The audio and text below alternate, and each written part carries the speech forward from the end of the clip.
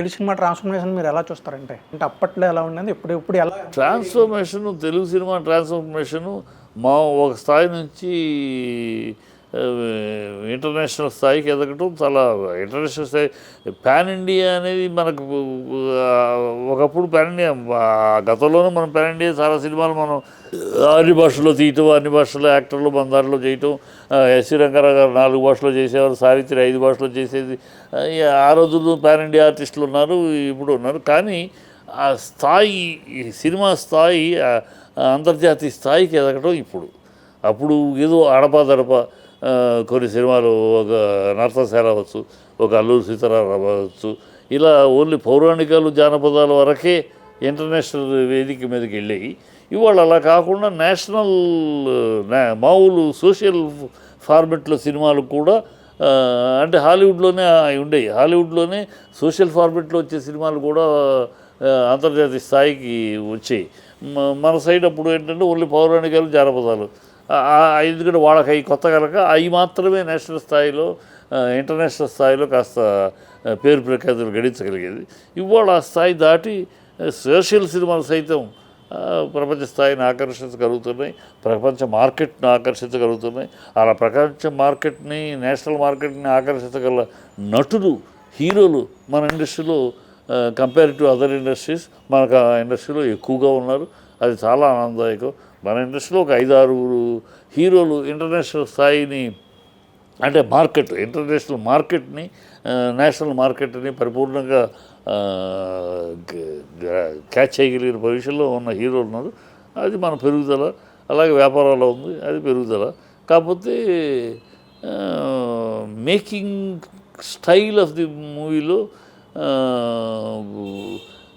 ఇంకా అంటే ఆ రోజుల్లో ముందు కష్టపడి మొత్తం స్క్రిప్ట్ గిఫ్ట్ బ్రహ్మాండంగా అంత అయిపోయి ఆన్ పేపర్ సినిమా రెడీ చేసి షూటింగ్ వెళ్ళేవారు.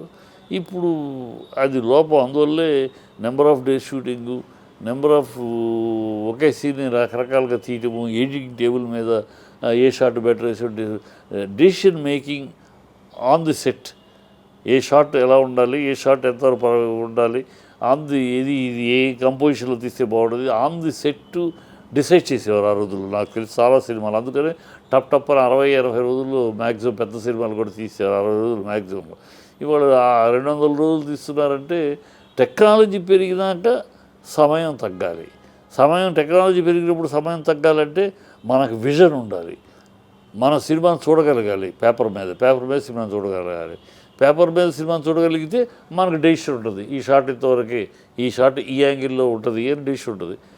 అలాంటి ఇవే కొంచెం మిస్సింగ్ అనిపిస్తున్నాయి. అందుకనే ఇంత టేకింగ్, ఎడిటింగ్ అంటే 100 రోజులు అసలు ఏమిటో.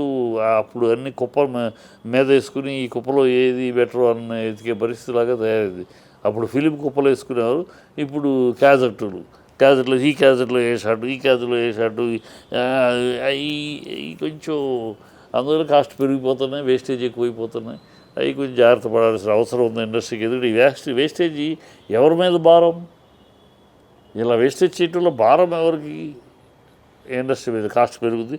అందుకనే కాస్ట్ ఫెయిల్యూర్ సినిమాలు ఎక్కువ మన తెలుగు ఇండస్ట్రీలో. ఫెయిల్యూర్ సినిమాల కన్నా కాస్ట్ ఫెయిల్యూర్ సినిమాలు ఎక్కువ. అంటే ఆ సినిమా స్తోమత 100-1000-50 కోట్లు అయితే నిర్మాత 40 కోట్లు 45 కోట్లు ఫినిష్ చేయాలి.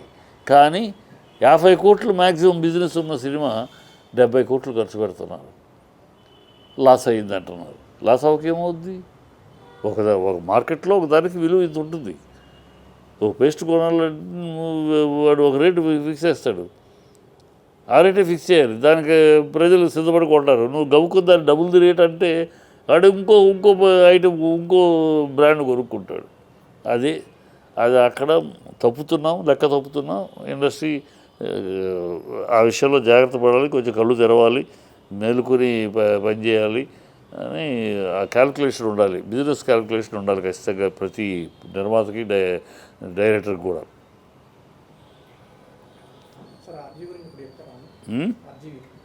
ఆర్జీవి వాడి గురించి